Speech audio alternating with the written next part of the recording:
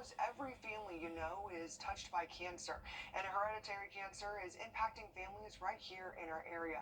Doctors say it's growing by 20% every year, but genetic testing may be the answer. Your Holly Turner spoke with experts at the Georgia Cancer Center and a woman who knows about it firsthand. Annual screenings are vital when it comes to identifying, treating, and preventing cancer. But one doctor at the Georgia Cancer Center says it's even more important to make sure you're aware of any genetic mutations already in your body because of your family history.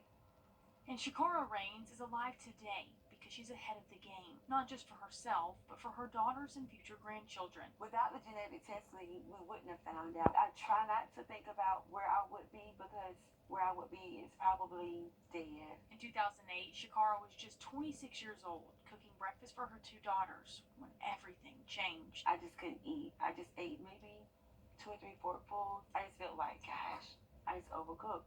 Throughout the weekend, I just felt more and more full. Following her trip to the ER was a surgery to fix the blockage she had, but doctors found more. They found the cancer, the duodenum cancer. So they didn't remove it at that point because it was wrapped in blood vessels and other tissues. They found the colon cancer at my room Y, which was a surprise because during my CT scan and my MRIs, they didn't see any of these cancers. With two daughters, Shakara says she was willing to do whatever it took to see her girls live a full life. That led her to genetic testing specialist Dr. John Henson. There are things that we can do to lower your risk of getting cancer. And in addition to that, 50% of the other people in your family are likely to have that mutation as well. And therefore, we can go and identify those people and help them manage their risk. And it didn't stop with Shakara. It saved her teenage daughter's life too. They did a colonoscopy on her, and during this time, they found that her entire gestational tract was filled with polyps. So now she lives with an ileostomy bag. Because we are in remission, we get to experience life. I'm able to just live and experience the Lord in a different way. Now, Dr. Henson says there are more than 70 different hereditary cancer syndromes. Some of the red flags they see are those with ovarian, triple-negative breast cancer, endometrial, and colon cancer. If anyone in your family has these, he says talk to your doctor before you take these next steps. And we've been tracking Next weekend. Thanks, Chris. And Golden Harvest's brand new Produce Rescue Center is adding millions of pounds of food to feed people in need. It just opened a little over a week ago and is already making a difference when it comes to helping the 25 counties and more than 300 relief programs across Georgia and South Carolina. Your Kennedy Payne takes us inside the Produce Center to get a closer look at how it all works. Golden Harvest is stepping up how they give back and opened their doors for their new Produce Rescue Center nearly a week ago, but they say that the need for volunteers is still greater than ever. Golden Harvest has expanded their space, just really increasing efficiency and our ability to bring more of the community alongside us in the mission. To expand their reach. It's not just our 60 employees that feed the hungry in 25 counties. We've got 350 partners across the service area. This past week, the center also served as a space for other organizations. We've utilized it helping the American Red Cross as they've had relief efforts for Hurricane Debbie. But despite all of this, they say the need is greater than it has been in years. 1 in 4 children right now that are struggling with food insecurity in our service area, and 1 in 7 of our neighbors. And so the numbers are higher than the highest in 15 years. Which is why they need help from the community. A lot of families are having to choose between groceries and rent, or you can't pay half of your mortgage, you have to pay the whole thing, and so they end up cutting their grocery budget. Golden Harvest's annual Spooky to Be Hungry drive starts October 1st. Last year we raised enough to provide 1 million meals for our community. But they say they need help to provide even more this year, which is why they are calling on volunteers to step up and become a captain to help lead the drive. And we just make a huge splash during that month, and we're really calling on community captains, so neighborhood captains, to step forward. To learn more about how you can donate, volunteer, or become a captain, visit our website at wrdw.com. In Augusta, Kennedy Payne on your side. And Augusta University is breaking down the threats of artificial intelligence and its importance on national security.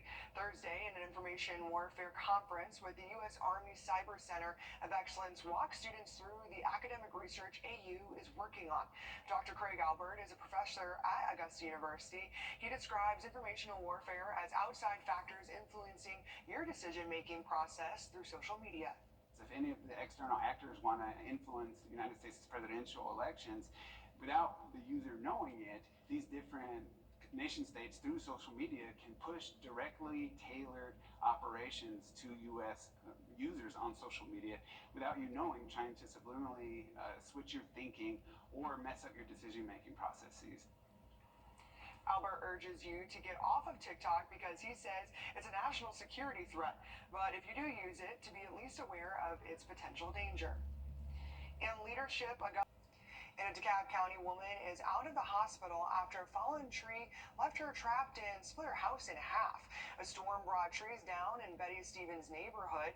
She started to feel emotional on her crutches when she saw the damages days later. Stevens says her last memory was going into the dining room to talk to her husband, and then she heard a crash. I just see blackness, and it just knocked me down. I hollered so much I couldn't holler no more.